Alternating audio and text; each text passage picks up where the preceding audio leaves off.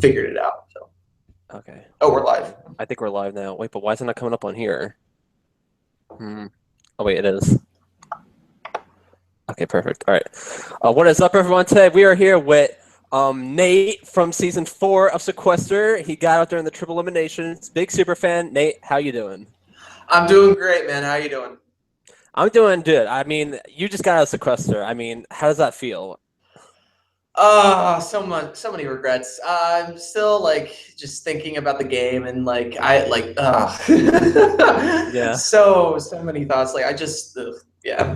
All right. So before we talk about your gameplay and everything else, let's talk about how did you get involved with Sequester?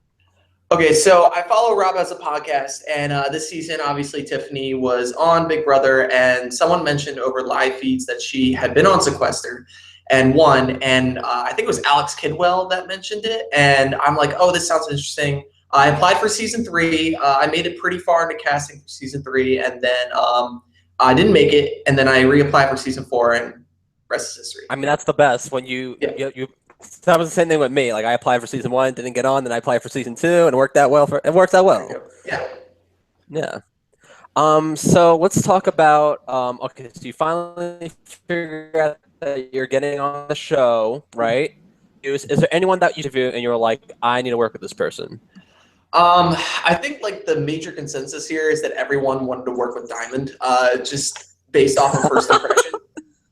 Like that's just what I've been hearing, and just like I like Diamond just because she's someone that I would like to hang out with in real life. I knew Right. Kelly right away. I was going to get along with well, just because just her quirkiness and the fact that she has a background in art. I may not be an art major, but I do have an art background. I was an art student in high school.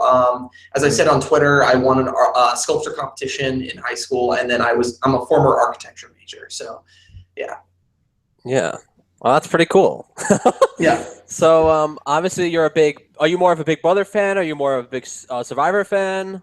Oh, big Survivor fan. I've been watching since season 19, and then I went back and watched everything except for, I think the only season I didn't watch in full was season 3, and I recently just got Amazon Student Prime, so I'm going to just binge watch that when I get some time. Do you feel like that actually had like a lot of good watching Survivor and then playing Sequester? Do you think some of those tools helped out a little bit? I would say to some degree. I think. Well, I watch Big Brother too. I've been watching Big Brother since season 12, and I've started watching Big Brother Canada last year. And because of the fact like that I've watched both, I think that I had like a good understanding, at least study wise, of like how the mechanics of the game worked. Playing it's a different story, but like it's. I think I had a general idea going in of what I wanted to do. All right, so let's talk about you finally got on the show, right? You're Yeah. excited. And let's talk about cycle 1. So you find out that Noah and Albie are going at each other. So this is like Yeah. perfect scenario. No one's targeting you. Yeah. Let's talk about that. So let's talk about Noah and Albie and which one. Who did you vote out? Did you vote out Noah? Or did you vote out Albie? I voted out Albie because I thought for sure Albie was coming after me. Because honestly, this is what I thought had happened. I had no idea about the Albie and Noah Twitter beef that had happened preseason. I'm not on Twitter much. At least I wasn't on Twitter much before Sequester and I started getting back into it. But I had no idea. And when I opened in the room with Christina, Noah just came barging in. It's like, oh, Albie and I are starting drama, and I'm just like, okay, well, I guess Albie's the target if he started drawing with you. I happen to like Noah off of his Meet Me stuff. He was somebody that I preseason wanted to work with just because personality-wise, I liked him.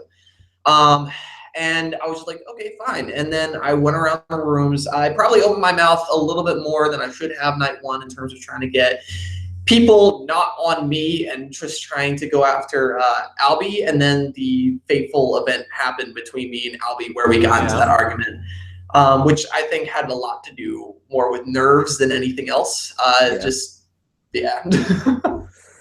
So you find out that Noah gets eliminated, right? Yeah. And you know that Albie's still in the game, so which leads to cycle 2. Yeah. Albie wins LOC. Obviously, he's not leaving. Yeah. And so it seems like Dustin is the target, and let's talk about Dustin. Why is Dustin leaving good, or why wasn't it good?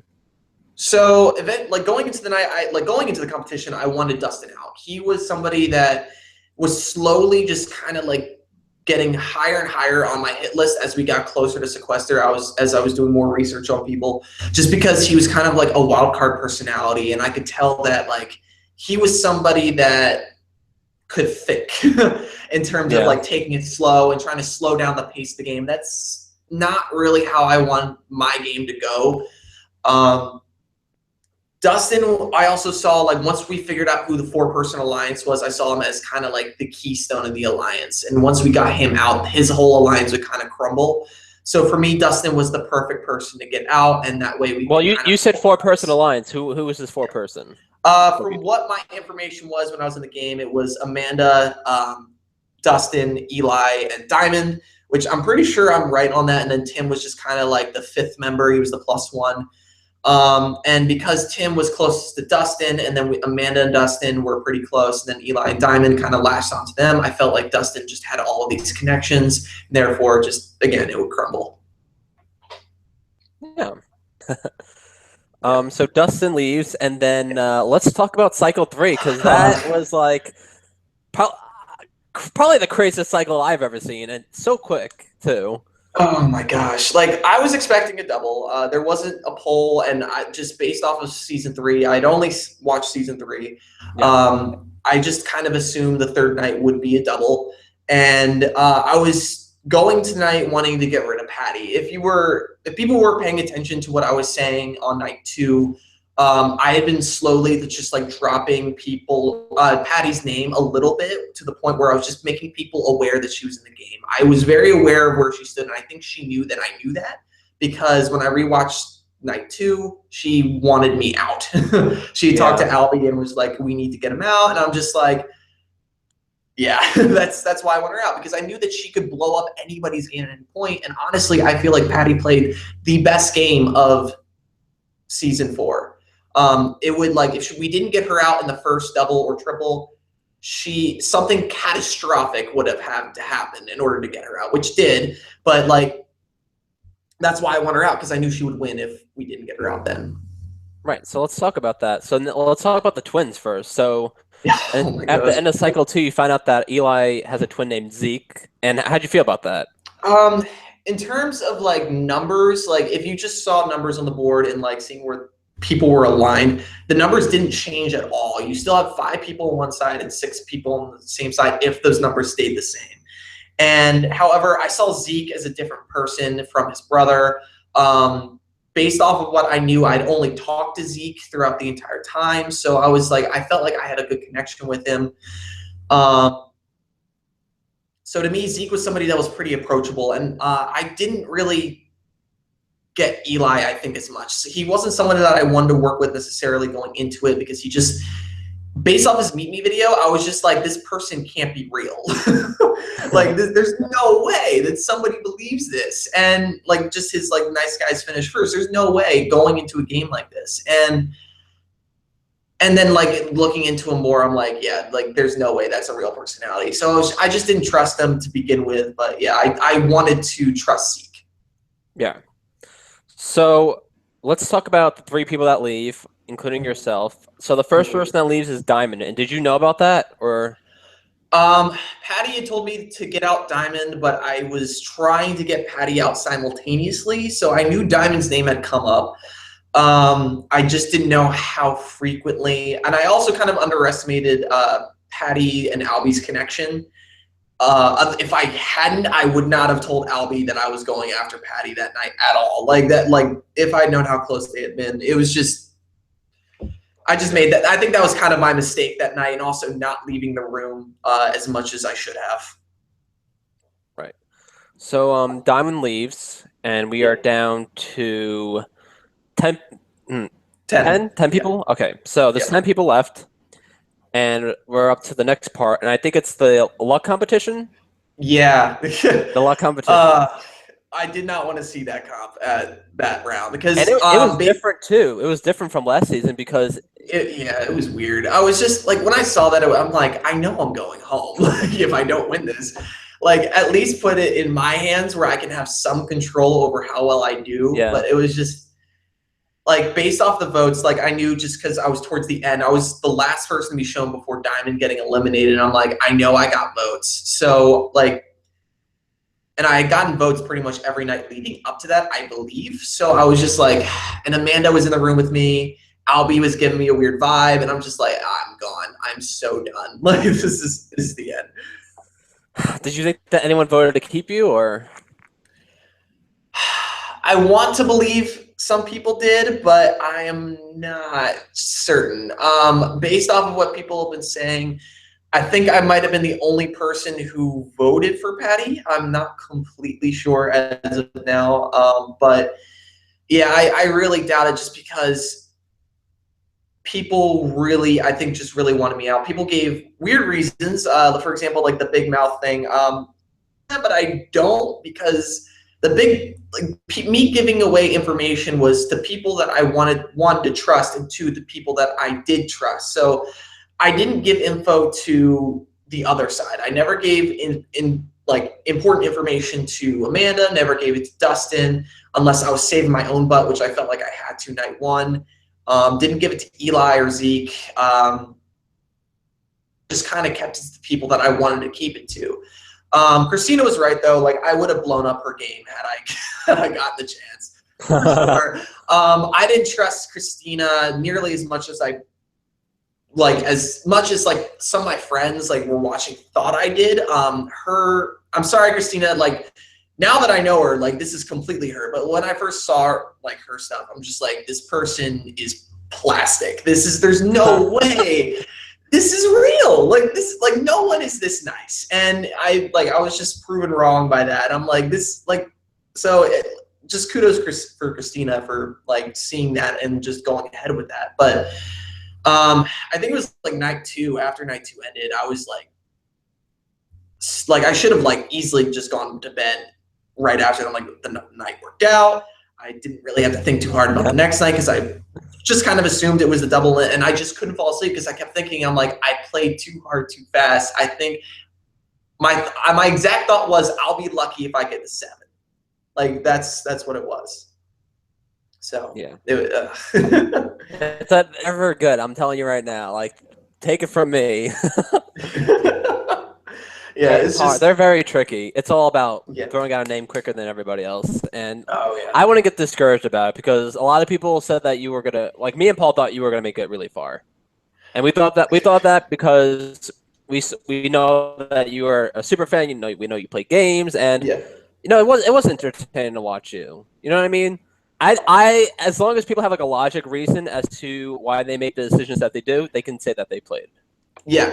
Well, like the thing is, like, I'm not happy with the way I played because I played games like this. I haven't played orgs, but I played like Survivor in real life with like friends. It's just like I play differently with other people than I played with Sequester, and like the speed was pretty similar in terms of those games. Like I would wait and hear information and then just be like giving it out in certain ways and controlling things different ways. In this, I was a little bit more spastic. I was trying to have more fun with it, I guess. But I wasn't really playing to win. I was playing a character to be entertaining. And if I were to get a shot again, I would play to win. I would just be like, screw the character. I'm just gonna play. Just go for it. All right. So we find out that you turn black and white. Yeah, it's not good. And now Zeke and Eli are the targets. Now let's talk about that. Okay, so we've seen in Big Brother before that like everybody wants like Liz and Julia because they're twins, and between like Zeke and Eli, do you think that was smart for people to target them? I don't know if it was smart to do it then. I think Patty was very fortunate to win the LOC in that round because I have no doubt that the damage that I at least done might have like escalated her getting out that night. But as far as my voice cracked so hard. But like as far as the twins were concerned, as long as they didn't let them get to the final 6, like I don't think that they were dangerous that night. Like that, I really don't think so. Zeke wasn't really a big of a danger in terms of competitions, and I don't think I'm pretty sure people knew that what Eli's game was about at that point. I'm pretty sure that he was just using his brother in terms of strategy, and then trying to get as far as he possibly could. So it's just like, in terms of that, I don't think they were technically dangerous until they got deeper in the game. Right. So Zeke gets eliminated and wants to cycle 4, and we find out that Eli's the target because of the twin thing, and then That made me Eli sad. gets and then Eli gets eliminated. So let's talk about we'll skip a couple of things because you're not in it. No. So let's talk about cycle. Let's talk about cycle 5. You obviously watched it, right? So now you're I watched it all the way through. So now you're in the perspective of a jury member. So now you're watching these things, you're seeing how everyone's playing. And so cycle 5, we find out that Jessica is the target. And did you expect that? Kind of. Jessica kind of had like the Judd effect, where like a Natalie effect, I guess, if you want to go as more recent as possible, where like people thought she was actually way more dangerous than she probably was. I'm not saying that Jessica wasn't strategically dangerous or present in the game. I'm just saying that I think people were kind of overestimating her to a certain degree. She definitely was making moves. I mean, she played the LOS. She managed to save herself, and no one thought she had it, which was insane. But like, I think it was just like Judd syndrome, where like it was just people were scared, and there were a lot of things that like they didn't know about Jessica. And it's funny because I had information on Jessica, so it was like that was funny for me to see that like we actually had information on each other later. All right, so let's talk about the Albie versus Kelly fight. Let's talk about that. And how fucking crazy was that vote? I was pissed about that vote. Oh my gosh. It was just, the whole thing was just so ridiculous. I think honestly, at that point, it was when Albie lost my vote. I wouldn't not necessarily lost it. I think he made it less likely I would vote for him at that point. I would have voted for Albie up until his speech to save himself, I think.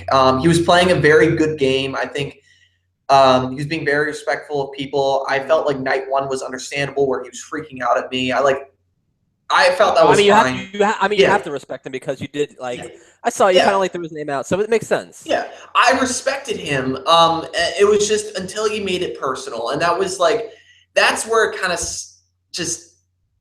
that's where it hurts for me in terms of like determining where your levels are at. In terms of like, I grade people like as terms of player, physical, social, strategical, just as any other fan would. Physically, Albie has it in terms of like competitions. I mean, he shattered the record for the final LOC. He was a mastermind, I think, but socially was where he loses it. And you've seen so many greats on these shows. I mean, biggest example, Russell Hantz. And I'm not saying that Albie's Russell Hantz, but like, it's just that he lost it on social game. And Christina, while she didn't have the best strategy in the world, it worked. And that's why I voted for Christina in the end over Albie. Okay. So, yeah. So let's talk about, I guess we can skip a couple of things. So Kelly and Tim, let's talk about, Patty. Yeah. Let's talk about Patty. So now Patty leaves because nobody wants to switch their votes. And how do you feel about that? Patty should have flipped. I understand her and respect her decision for wanting to stick with her alliance. I mean, like, it's a risk. That was a risk game. Best case scenario, Tim goes home and nothing. Like they are set to final 3. Patty wins. Like that's the goal. Harder scenario, but still survivable, is if Patty flips the vote on Albie, she can at least still manage. Her name wasn't really coming up. People still wanted to work with her. So, excuse me. So I wouldn't have been surprised if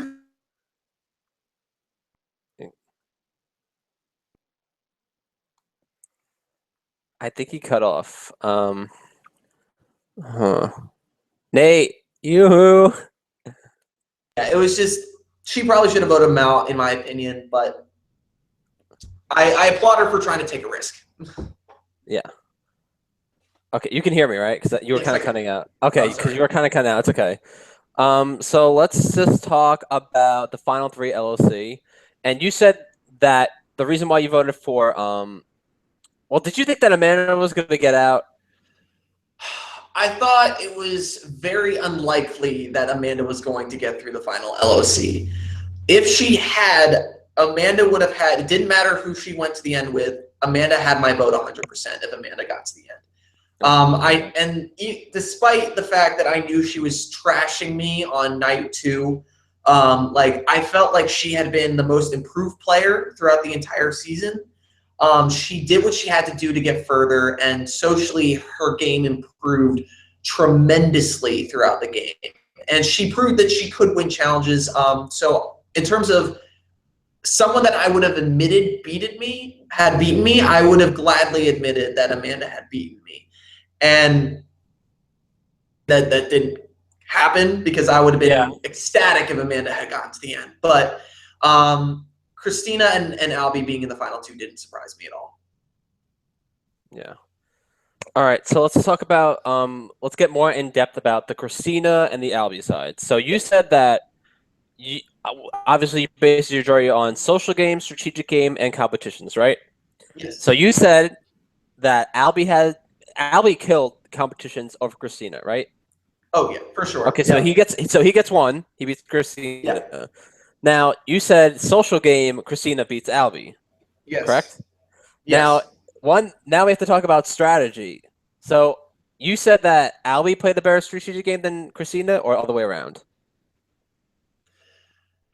It depends on what you define strategy as. It's just in terms of bulldozing the game, Albie won. Yeah. For sure. Like he bulldozed his way through that game. All he had to do was get past night 1 and he was fine. Christina, on the other hand, played a very methodical game. And it's very hard to compare the 2 strategies of those. It really just came down to who I think overall, one, respected the game and respected the players around them. And that's not necessarily social game. I think that's also strategy, because if you don't respect the other players around you, then you're basically just using them as you will. And I felt like Albie was doing that and Christina wasn't. She was just trying to save herself the majority of the time, make sure that she was looking out for herself, whereas Albie was just like, I want things to go a certain way and I don't care how things happen. So it was very haphazard. That is a very good point that you're saying, but some people do have different types of strategies in the game. Yeah. And some people might be, a little bit more outspoken, maybe a little bit negative on the side. Some people might be positive and, and maybe like say a little on the radar. So what you're saying is you just respect game and how she played it a little bit more than Albie's. Yeah, it was like Albie's was just way more haphazard, and it was more like he was more like a berserker than anything else. He just wanted to just push his way through, and it was Christina was just, I just want to analyze, see what happens. And that was something that I was more ready to admit won than the bulldoze. Yeah. So let's talk about the final LLC, because this is what I was saying before watching it. Because when I was watching the finale, I thought that you would have voted for Albie, and this is why. So you said you watched season 3, right? Of Sequester. Yes. So in the final LLC, when Albie did the jigsaw puzzle, right? This is what I said last time. This is what I said to Christina. He does the jigsaw puzzle. He knows everyone. Literally every person he did the jigsaw puzzle, he knew. So he's a huge Sequester fan.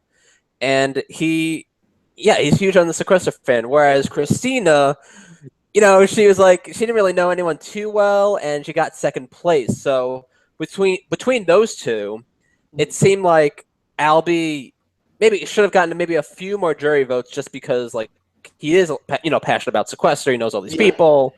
So let's talk about that. And do you think that might have influenced more people? I guess I don't know. Like, I'm honestly wishing, as soon as we were told what the vote was, it was 9-2 for those of you who don't know what the final results were.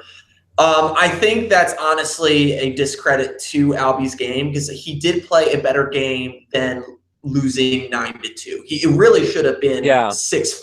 That's what I said. That's what I said. It should have been 6-5. Because that's how close it was in terms of who played the better game, at least for me. I respect Albie as a game player, and it's just I hope that he can play again because of the fact that he has what it takes to win. And it's just unfortunate that it was Christina in the end with him. I feel like if he had taken Tim over Christina, I felt like we would see Albie win over Tim. That's what I thought. I was a little confused by that too, because when I was talking to Albie at the interview with Albie, he said that he thought that he would lose against Tim, but then I said that Christina won like 1 or 2 more comps more than Tim, so why would you take someone who's won comps over someone who hasn't? In my opinion, Tim's only plus was his social game. He was friendly with people. He's very charismatic. But in terms of strategy, half the time, I don't really think he knew what was going on. I mean, during the Dustin vote, he was shocked. He had no idea. And, like, he had to have some idea because me and Patty were not giving him anything that night. And he was trying to draw it out of us. So he had to have some inkling that there was something going on that he would not have liked. So it was just like, how, like, yeah. I think that I honestly do think that was the deciding factor. And it was just, if Albie had chose Tim over Christina to bring to the final 3, Albie would have won for sure, in my opinion. I feel like this is like a repeat of Big Brother 18, where it's like Paulsha took James. Exactly. Oh my God! All right, so were you surprised? You were surprised about the 9-2? Because I was. I was shocked. I was shocked. I wasn't surprised at who voted for him, but like in terms of like the ones that we knew about. But I really did feel like that. Which I thought he was going to get Dustin's vote. Dustin and Tim's vote. I thought for sure he was going to get Dustin. I wasn't so sure about Tim.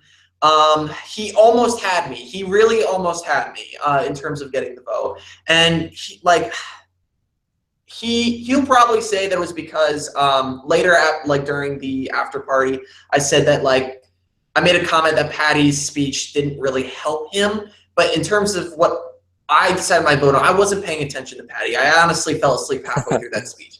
But it was just like, for me, it was he couldn't just let things go. And it was like he was holding on to so much baggage that was like a huge deciding factor for me. That was like the final nail in the coffin. I'm like, you just can't admit it's a game. And that's why Okay. All right. Well, I understand that. Yeah. All right. So we find out that Christina wins the game. Mm-hmm. And so it's like the patterns guy, girl. Hopefully. I noticed another pattern. Whoever the first person voted out is, the gender of that person, the opposite gender is the winner. Wait, Derek. So Deb was first voted out. Yeah. Callie and Case and Deborah and Dan. Shit, that's a good one. And here's the thing, like in my opinion, I think that is a big determinant for the rest of the season. Whoever is voted out first sets the tone for the rest of the season, and it sets up for depending on who goes out first, it sets up for a big play on night 2, or it's just a wash for night 2. Yes. So it's just 100%. Like Noah going out, because it was such an easy vote during our season. It's set up for a big play and for big numbers to come together because people were trying to set up, and then it just completely fell flat. Yeah, 100%.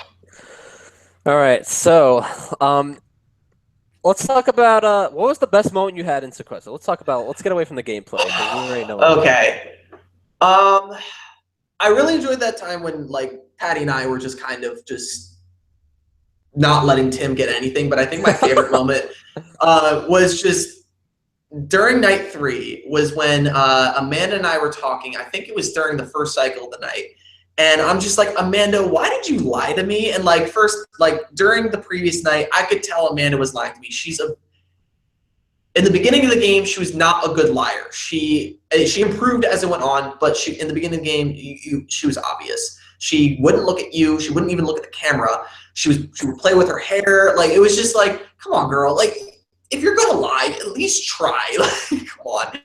And I'm just like, why did you lie to me? She's like, about what? And I'm like, about my name coming up last night? Because I asked you directly. She's like, oh, I didn't hear. Amanda, I know you lied to me. Just tell me the truth. And it's just like, it was just like, come on. And I just thought that was really funny in terms of just the gameplay. As if I had been a fan watching, I would have laughed my ass off. But it was just like funny. And like, Amanda's an amazing person. And I hope eventually she gets on Big Brother. She'll be damn entertaining. Oh, yeah, but like, 100%. it's like, but yeah, it was just, that was probably my favorite moment for sure.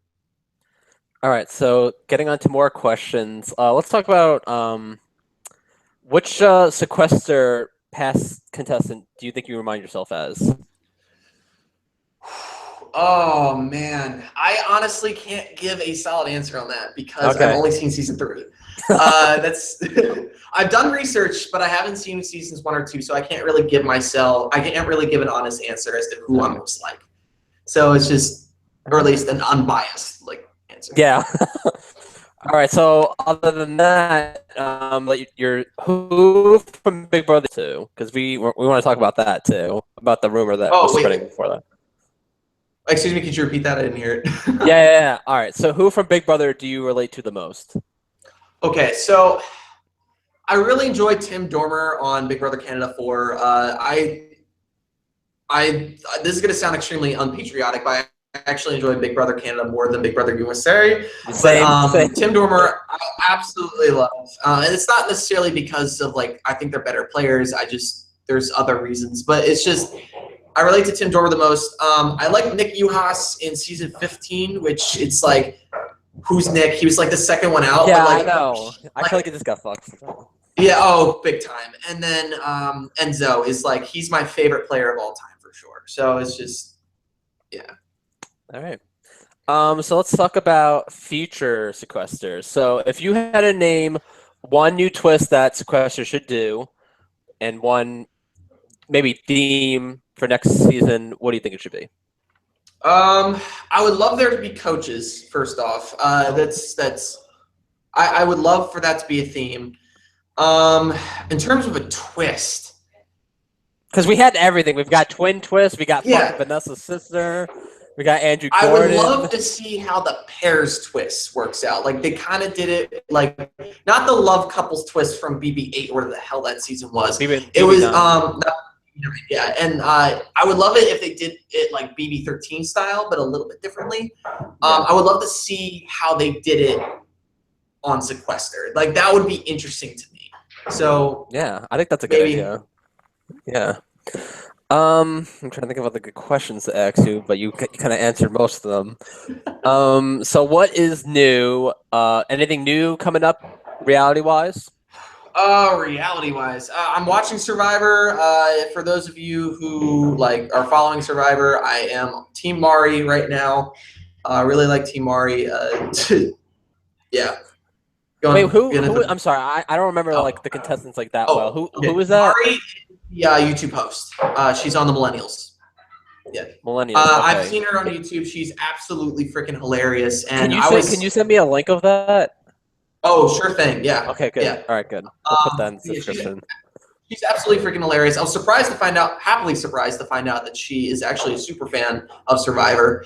I didn't honestly expect that, but it was just like, oh crap, she knows who Yul Kwan is, which I highly doubt most fans like today would know who Yul Kwan is if they had only been watching her the past 10 years. So it's like, not 10 years, like 5 years, but it's like, yeah, so it's like I was extremely excited about that. I'm kind of liking Adam a little bit as well. He's one of the Millennials.